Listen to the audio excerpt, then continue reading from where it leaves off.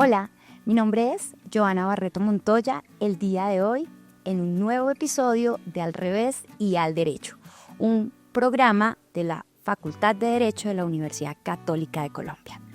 El día de hoy tenemos como invitado al doctor Bernardo Pérez, que nos va a hablar sobre la criminología predictiva. Doctor Bernardo, bienvenido. Muchas gracias, Joana. Muchas gracias por invitarme a este espacio. El doctor Bernardo es comunicador social de la Universidad del Valle, maestro en planificación de desarrollo regional y doctor en educación. Comencemos hablando de la criminología. ¿Para qué sirve la criminología en la vida práctica?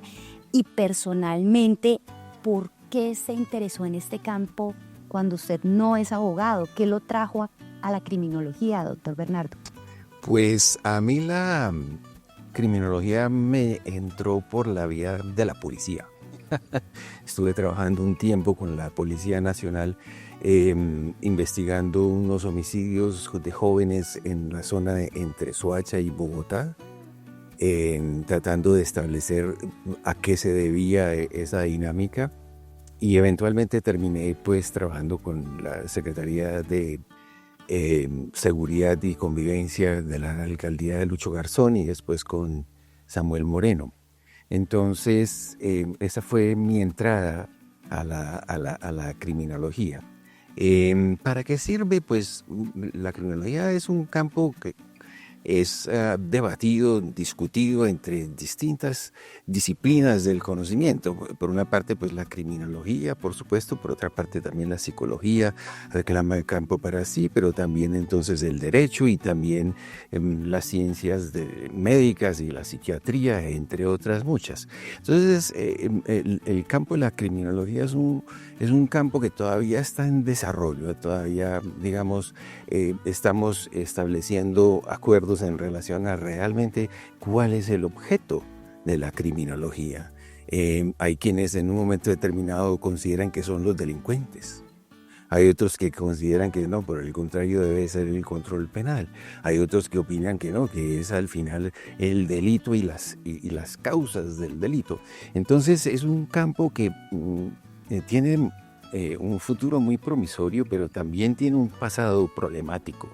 La criminología nace en el siglo XIX fundamentalmente de la mano del colonialismo y del imperialismo de las metrópolis europeas, y en un momento determinado ha sido un discurso para legitimar el control social penal.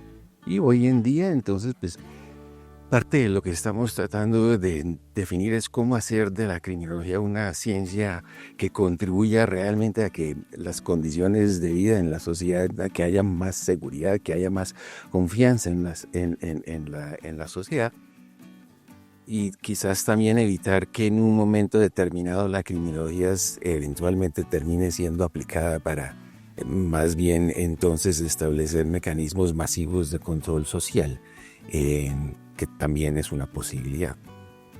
Bueno, entiendo, doctor Bernardo, que usted también es investigador, además que es profesor de la Facultad de Derecho hace más de 10 años, en la Universidad Católica, por supuesto, y que en ese sentido, siendo investigador, usted se lanzó al agua, por ejemplo, el año pasado en la revista Novum Jus, generando un artículo sobre las aplicaciones de modelos de inteligencia artificial en la criminología.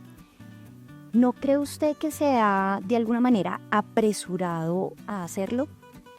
Porque de alguna manera, si lo pensamos, la inteligencia artificial pues es una herramienta muy potente con la que apenas nos estamos familiarizando. ¿Cuál es su perspectiva al respecto? Pues sí, nos lanzamos al agua bastante recién. Comienza a popularizarse los modelos de inteligencia artificial.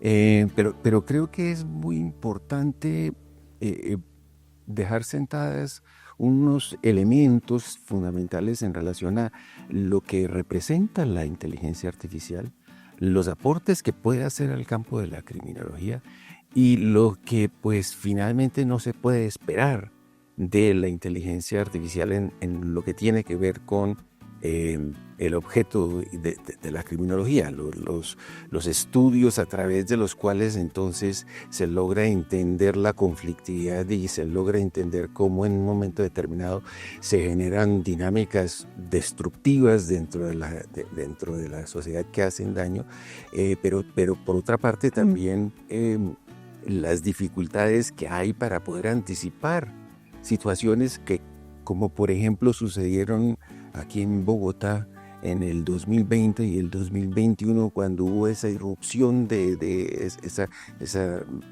energía explosiva que apareció en las movilizaciones de jóvenes en Bogotá en esa época. Porque el estallido, ¿por qué no se pudo anticipar? Ese no sería un elemento importante, un aporte importante que la podría generar la criminología.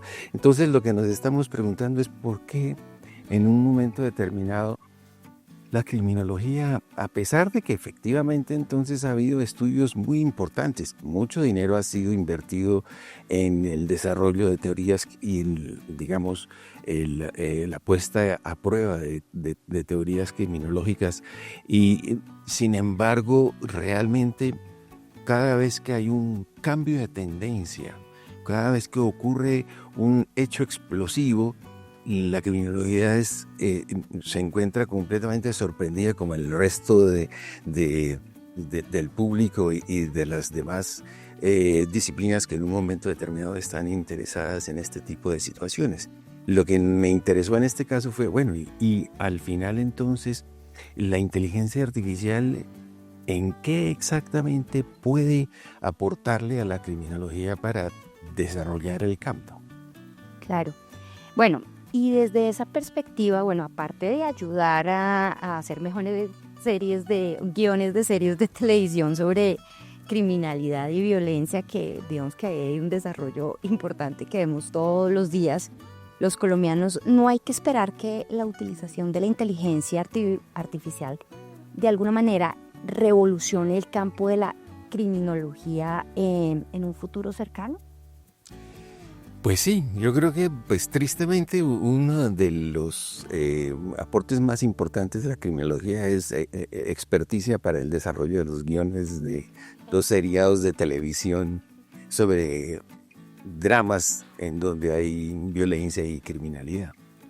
Pero precisamente entonces, digamos, uno de los retos que tiene la criminología consiste en, como ciencia, poder no solamente entonces describir y explicar los fenómenos asociados con la criminalidad, asociados con los delincuentes, asociados con el control penal, sino que también tiene que predecir. A partir de sus explicaciones, a partir de sus descripciones, tiene que de alguna manera predecir lo que va a suceder. Y donde más se ha trabajado ese tema ha sido sin duda en un campo de, digamos, de la función policial, que es el del policiamiento predictivo, la policía predictiva, que ha intentado a través de análisis muy complejos, análisis cruzados, multifactoriales, ha tratado de identificar cuáles son los patrones en términos de lugares, tipos de personas, horarios en donde se presentan eventos delictivos. Eso ha sido un ejercicio muy importante, pero precisamente es donde se observa la limitación que tiene la inteligencia artificial en la medida en que para poder en un momento determinado poder predecir cualquier fenómeno, lo que hace la inteligencia artificial es precisamente buscar cuáles son las reglas predecibles que sigue un fenómeno. Hoy día tenemos cantidades de fuentes de información administrativa, las estadísticas delictivas, la información socioeconómica acerca de las condiciones de vida de distintos sectores dentro de la sociedad. Entonces hay una masa enorme de datos donde supuestamente aplicando la inteligencia artificial nosotros podríamos encontrar cuáles son los patrones predecibles que en un momento nos van a permitir actuar y anticipar la criminalidad. El problema que tenemos es que fundamentalmente en esa masa de datos puede haber muchos patrones que en un momento determinado aparentemente serán relevantes y pertinentes para poder predecir lo que acciones que en un momento determinado deban ser prevenidas o luego atendidas por la policía. Pero el asunto es que muchas de esas relaciones, muchos de esos patrones son completamente espurios. Es decir, son coincidencias que no informan para nada. Y parte de lo que hacemos nosotros los humanos en la interacción y en el entrenamiento de la inteligencia artificial es precisamente señalarle a la inteligencia artificial cuáles patrones son significativos y cuáles no. Con lo cual estamos introduciendo unos ciertos sesgos que quienes estamos entrenando a las inteligencias artificiales le estamos imprimiendo a la inteligencia artificial. Lo malo es que al final la inteligencia artificial, si está trabajando única y exclusivamente con base en la información que se ha utilizado desde tiempo atrás para tratar de anticipar hechos que requieren de la prevención o la atención de parte de la fuerza pública, también eso ha traído consigo un problema relacionado con el hecho de que estamos proyectando hacia el futuro lo que hemos aprendido del pasado. Bueno, lo que quiere decir, en últimas, que al final todas las recomendaciones que pueda hacer la inteligencia artificial serán recomendaciones de tipo reactivo. Y lo que termina entonces observándose a partir de la aplicación de este tipo de modelos es fundamentalmente que la labor de policía, la policía predictiva termina siendo una policía de contención. Tratemos entonces de mantener a ciertas personas, a ciertos lugares, a ciertas actividades contenidas, porque esos son el origen del riesgo que pueda haber en la sociedad. Pero entonces no estamos prediciendo nada, sino sencillamente estamos creando promesas autocumplidas. Ese es el problema que creo que es importante llamar la atención en este momento respecto de cuáles son las limitaciones que hay cuando estamos pensando en utilizar la inteligencia artificial en temas como la policía predictiva y la criminología predictiva. Bueno, en ese sentido voy a tratar de resumir su argumento a ver si lo entendimos bien.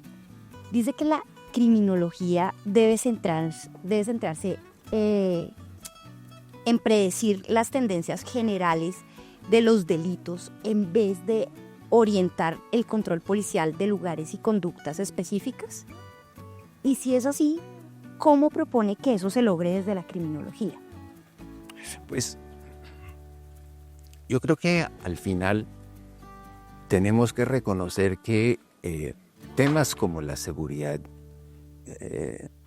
ciudadana, las políticas de seguridad requieren en un momento determinado de fuentes de información lo más diversas posibles, de tal manera de que no solamente sean válidas como lo pueden llegar a ser, metodológicamente válidas como pueden llegarlo a ser las estadísticas criminales, sino que también sean pertinentes y también sean representativas. Y a lo que me refiero es a lo siguiente. Exploremos la hipótesis, por ejemplo, de qué fue lo que realmente detonó el estallido social aquí en Bogotá en 2020 y 2021. En Bogotá estrictamente. O en Colombia en general. En las grandes ciudades, porque pues al final importante señalar que eso fue un fenómeno en las grandes ciudades. Y parte de lo que uno ve, de lo que uno observó en esa reacción social fue una, unos impulsos de rechazo y de hostilidad, sobre todo de la población joven, hacia la Policía Nacional en los grandes centros urbanos. ¿Qué fue lo que desató eso? Fue que iban a subir los impuestos. Los jóvenes no pagan impuestos. Fue que en un momento determinado la pandemia entonces exacerbó a los jóvenes, probablemente. Pero uno de los elementos que vale la pena, y esta es una hipótesis que se está investigando, que vale la pena verificar, es qué fue lo que sucedió cuando el gobierno Duque decidió que iba a criminalizar el consumo de marihuana en espacios públicos por parte de jóvenes. Pues eso lo que terminó haciendo fue confrontando jóvenes con la policía y ofreciendo la oportunidad para que algunos elementos de la Policía Nacional corruptos aprovecharan ese tipo de relaciones para extraer extorsiones, para chantajear a los jóvenes, y eso en un momento determinado genera unas respuestas como las que pudimos ver en el estallido social. Son ese tipo de elementos que usualmente no se están tomando en cuenta cuando estamos tratando de hacer las predicciones, los que tenemos que comenzar a incorporar. ¿Y quién en últimas puede señalar que son esos los elementos que tenemos que comenzar a considerar cuando estamos tratando de hacer predicciones y generando insumos de información para la inteligencia artificial? Probablemente la gente que en un momento determinado está involucrada en ese tipo de conflictividades. Parte de lo que tendremos que hacer entonces es encontrar cómo lograr que en los modelos que se están utilizando para tratar de hacer predicciones acerca de las tendencias de respuestas violentas, de respuestas vandálicas como las que vimos, en un momento determinado deben venir de quienes están directamente involucrados en esos procesos, recopilando sus representaciones respecto de la situación que están viviendo y por otra parte señalando qué aspectos son pertinentes cuando queremos realmente entender cuáles son estas dinámicas de criminalidad, estas dinámicas de violencia. Bueno, doctor Bernardo, muy interesante este tema de la criminología predictiva. Por último, por favor, invite a toda la audiencia a que lea su artículo de investigación. Muy bien, entonces el artículo de investigación se titula La criminología predictiva, un futuro próximo o una ficción en lontananza. Es un artículo que apareció en el tercer número de la revista Novum Jus de la Facultad de Derecho de la Universidad Católica de Colombia en el año 2024. Y pues es un artículo que, como decía Joana, un poco atrevido en el sentido de que quizás entonces aborda el tema comenzando. Realmente estamos muy al principio de esta revolución de la información, de la inteligencia artificial, pero quise dejar plantadas algunas banderas en relación con el asunto en este tema. Bueno, muchísimas gracias, doctor Bernardo, nuevamente por estar en este espacio, por compartir todo este conocimiento. Y para todos y todas ustedes, por favor, no olviden leer este artículo de la revista Novum Jus, que está muy interesante y que además de eso va a profundizar toda esta información que nos ha compartido el día de hoy el doctor Bernardo. Entonces, nos vemos en una próxima oportunidad. Muchísimas gracias por escucharnos y recuerden que este es un espacio de la Facultad de Derecho de la Universidad Católica de Colombia, Al Revés y Al Derecho. Hasta pronto.